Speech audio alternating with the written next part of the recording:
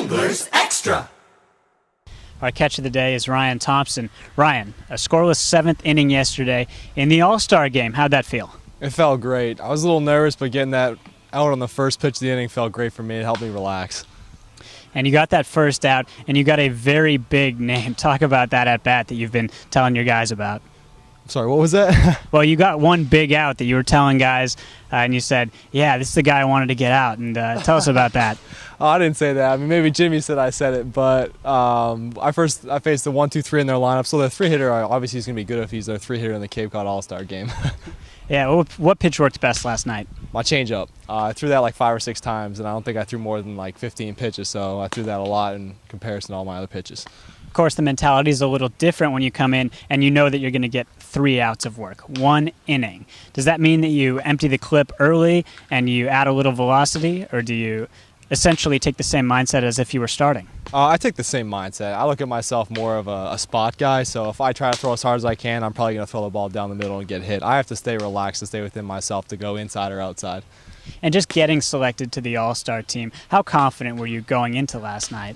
It was definitely an ego boost, but I mean, it's humbling when you watch for 2 hours their hitters hit BP and hit balls 450 feet consistently. Like, we started off with 9 dozen baseballs for our side of the batting practice, and by the end of it, there were 5 balls left, so that was pretty funny to see. How did pitchers feel about watching that home run derby last night? It was funny. You know, seeing a guy hit a ball that far, like, you just don't think it's humanly possible, so we were having a good time watching that.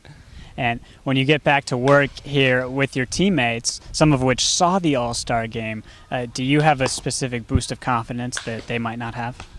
I mean, not really. Like, we know everybody's good here, and I've just had the good fortune of putting together like 25 good innings that any one of us is capable of, so I don't look at myself any differently than the other guys.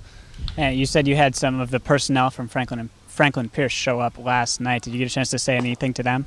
Oh, yeah. A couple of my coaches came to the game. We went out to dinner after that, so it was a good time. I'm just really glad that they were able to be there. And what can you say for your first 3 quarters of the schedule? What's worked well for you? And if you could give yourself a grade, maybe let us in. I mean, the biggest thing I've worked on is throwing changeups, and I didn't use it a lot this year at school, and I use it a lot more here. So with that in mind, just being able to add a 3rd pitch, for me, I'd give myself like a B+ or something like that. I just feel really good adding another pitch to my arsenal. What kind of thoughts does Scott Winterburn have on what you can accomplish as a pitcher at the next level?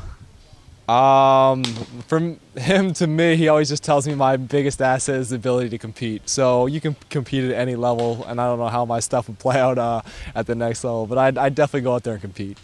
And Ryan, if you can think back to your best outing of the season, including last night if you wanted to, could you let us in on that?